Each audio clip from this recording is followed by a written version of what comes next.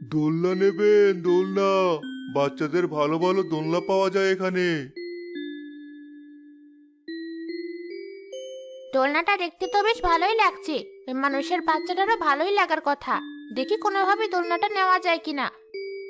আজ তেমন কোনো ক্রেতা দেখছি না আশেপাশে, কি যে করি। এই যে ভাই, দোলনা কত করে?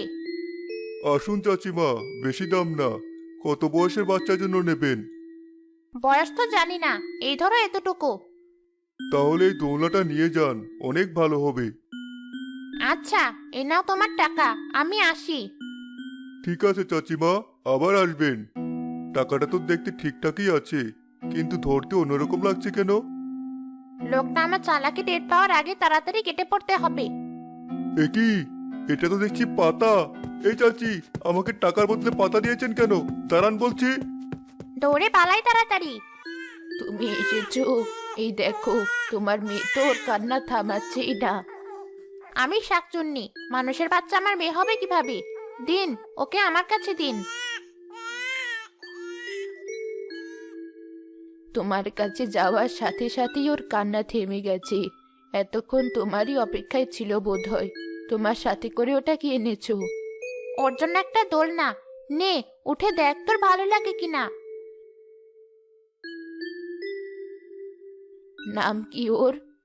কি জানি, ওর নাম তো জানি না। দোলনায় ওঠার পর ওর মুখের হাসিটা দেখো। দোলনা খুব পছন্দ হয়েছে ওর মনে হয়। তবে ওর একটা নাম দেওয়া উচিত। কতই আর ওকে মানুষের বাচ্চা বলে ডাকবে। ঠিক আছে, দোলনা যেহেতু ওর ভালো লেগেছে, তাই আজ থেকে আমি ওর নাম দুলি দিলাম। দুলি আস্তে আস্তে বড় হতে থাকলো। শাকচুনি প্রায় প্রতিদিন তার সাথে দেখা করতে আসতো। Subscribe my YouTube channel. আচ্ছা নানি, মা তুমি দুজনেই দেখতে অন্যরকম কেন? আমিও তো দেখতে মার মতো হইনি। আসলে তোর মা তোর নানার মতো দেখতে হয়েছে। তোর নানাও দেখতে তোর মায়ের মতো ছিল। ও, কিন্তু মা সারাদিন কোথায় থাকে নানি? প্রতিদিন শুধু একটু সময়ের জন্য দেখা করেই চলে যায়। মা থাকতে অন্য বাচ্চারা আমাকে বলে আমার নাকি মা নেই। ওরা মার কথা বিশ্বাসই করতে চায় না। তোর মায়ের বাইরে অনেক কাজ, তুই অত ওসব নিয়ে মাথা ঘামাস না। তুই তো জানিসই তোর মা তোকে কত ভালোবাসে। এই দুলি, কোথায় তুই? মা, তুমি এসেছো? এই যে আমি এখানে। এই দেখ তোর জন্য কি নিয়ে এসেছি। সেদিন টিপ চেয়েছিলি না তুই? তোমার মনে আছে? অনেক সুন্দর হয়েছে টিপগুলো। আচ্ছা, আমি তাহলে চলি, আজ একটু তাড়া আছে। মা, দাঁড়াও। প্রতিদিন তুমি এভাবে আসো আর চলে যাও। আজ পর্যন্ত একটা দিনও তুমি আমাকে নিয়ে কোথাও ঘুরতে বের হলে না। আমারও তো ইচ্ছে হয় অন্য বাচ্চাদের মতো নিজের মায়ের সাথে ঘুরতে। জানিসই তো আমি দেখতে কত খারাপ। তুই আমার সাথে বের হলে শুধু শুধু মানুষ তোকে নিয়ে মজা করবে। করুক, তাতে আমার কিছু যায় আসে না। আমি তো জানি তুমি কত ভালো। আজ আমার এই ইচ্ছে পূরণ না করা পর্যন্ত আমি তোমাকে কোথাও যেতে দেব না। কে এক ঝামেলায় পড়লাম। এদিকে এসো, তোমার সাথে কথা আছে। হ্যাঁ বলুন। আমি তোমাকে আমার শাড়ি গয়না দিচ্ছি, তুমি দুলিকে নিয়ে ঘুরে এসো। কিন্তু কিভাবে? মানুষ আর অন্য শাকচুন্নিরা তো বুঝে ফেলবে আমি শাকচুন্নি। তখন তো দুলি বিপদে পড়বে। কিচ্ছু হবে না। আমি তোমাকে শাড়ি পরিয়ে মাথায় এমন ঘুমটা দিয়ে দিব, কেউ তোমাকে চিনতেই পারবে না। ঠিক আছে, আপনি যখন বলছেন। শাকচুনি শাড়ি পরে দুলিকে নিয়ে বাইরে বের হলো। দুলি রাস্তার পাশে বসে থাকা এক সন্দেশওয়ালার কাছে গেল সন্দেশ কিনতে।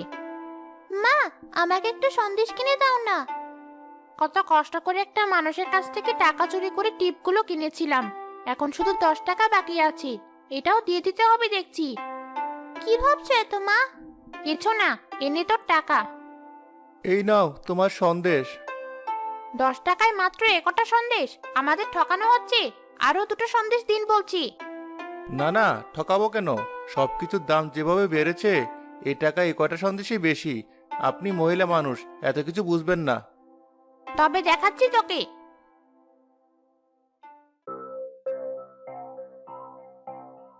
ওই মহিলা দেখতে এমন কেন? এ মানুষ নাকি শাকচুন্নি? বাঁচাও বাঁচাও!